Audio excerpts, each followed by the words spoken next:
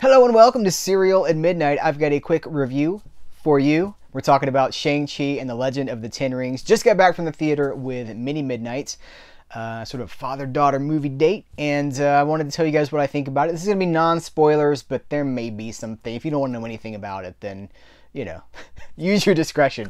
I thought it was okay. I've seen a lot of rave reviews for it, and when I waved goodbye to the Marvel Cinematic Universe at the end of Avengers Endgame, it really felt like closing the book on a lot of this stuff. But they continue to release things. Nothing has captured me like some of those earlier properties did, and I'm really having a hard time with this because for me, Shang-Chi is not the character in this movie. Shang-Chi goes back to the 70s, a Marvel comic book character that was created to capitalize on the kung fu exploitation movie genre. Bruce Lee, Sonny Chiba, all those 70s, all that stuff, that is where Shang-Chi comes from. He is rooted. He exists because of exploitation movies from the 70s.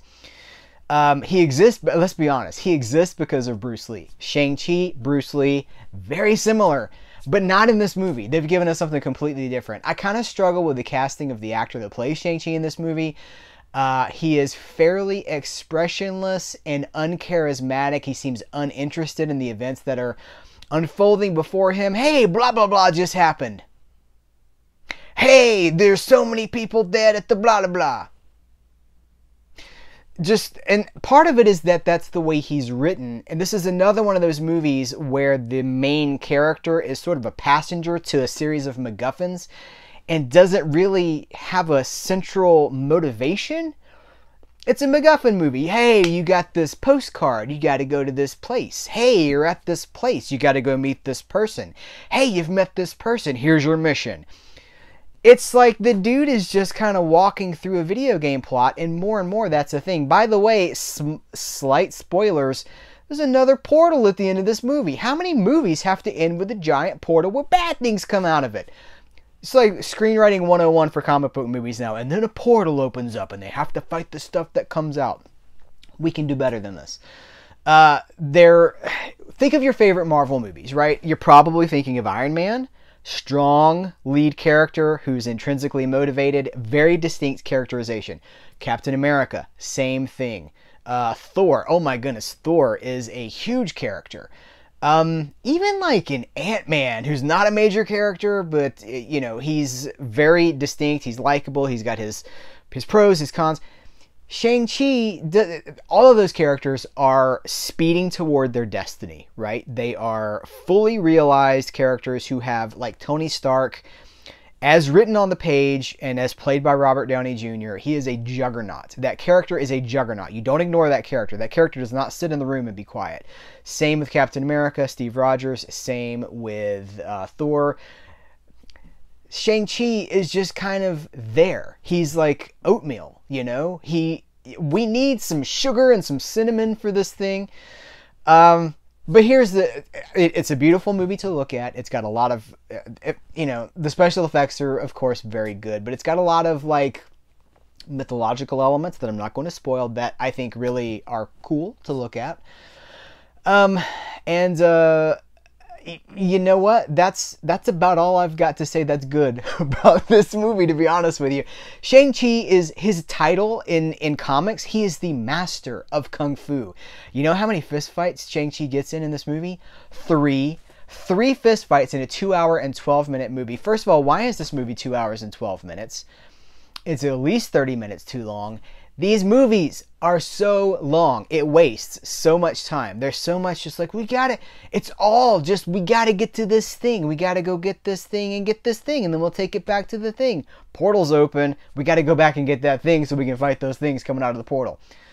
Whereas when you talk about the movies that we love from Marvel, I'm going to throw the Hulk in there, because of course the Hulk is a huge personality. I'm going to throw in, let's go with that. So you've got these characters who are like, they're almost Shakespearean characters, right? They are noble, but they are flawed, and they are sometimes their own worst enemies, and they're fighting to overcome themselves. Shang-Chi has his realization about who he wants to be in the third act. Like, it's like, oh, we also have to give him his motivation for him to accept who he is. Like, it just feels so hollow, so by the book, so routine. I was let down by the fight scenes. Not enough kung fu. Again, you know, this is weird to say. I don't think I'm the audience for this movie. I'm a veteran comic book reader of 30 plus years. I know the roots of the character. I've read the Matt Fraction stuff. I've read the Iron Fist stuff. I know where these characters come from, and this feels like a big compromise to me. And so I don't think it's great, and I'm not sure it's good, to be honest with you. But again, pretty to look at. It's got some interesting cameos that I'm like, is this where we're at with our cameos now? Like, this is the cameo we get excited about? I was underwhelmed by some of the stuff that happened. You know what? Let's fantasy create right now. Here's how I would have done a Shang-Chi movie. Throwback to the 70s. Bow chicka wow guitars. He's long hair. He's confident. He knows who he is. He's got the hands. His hands. He's the master of kung fu. The hands of Shang-Chi. He is unbeatable. And there he's given his mission, so you got to go get it. So you got all these fight scenes with the so all this homage Bruce Lee, homage Sonny Chiba, homage that early Jackie Chan.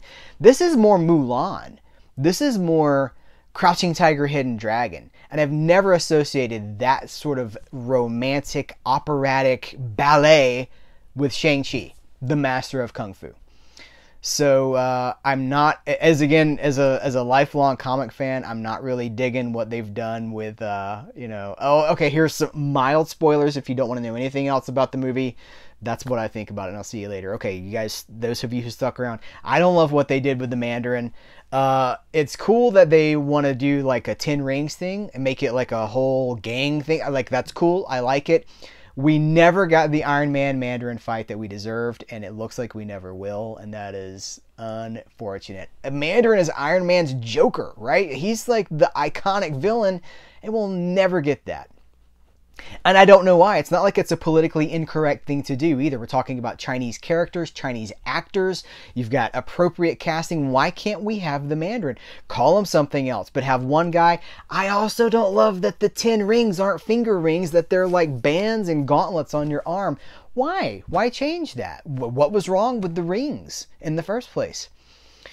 I just don't, this movie feels like it was made by a lot of people, as these Marvel movies more and more do. Movie by committee, not movie by creator. And there's a lot of compromises that have to be made. So this is a big, visually stunning extravaganza with really nothing underneath it. The character is boring. He seems unengaged for most of the movie. When Awkwafina, as your plucky comic relief, is way more interesting as a character than the lead of the film, I think you might have a problem.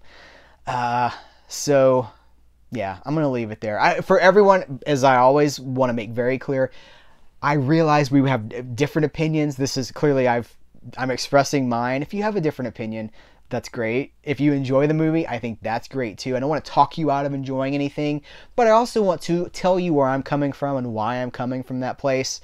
And maybe we can have a conversation about it, meet in the middle, but we got to be honest with what we think, right? Honesty is super important, especially these days with everything that's going on in the pop culture landscape. So that is my thoughts on Shang-Chi and the Legend of the 10 Rings.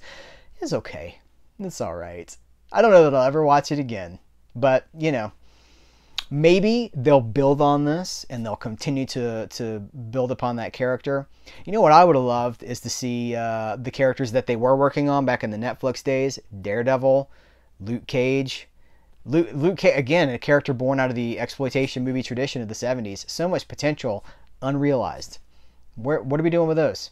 Guys, thank you so much. I appreciate you. Take care. Until next time, I will catch you later.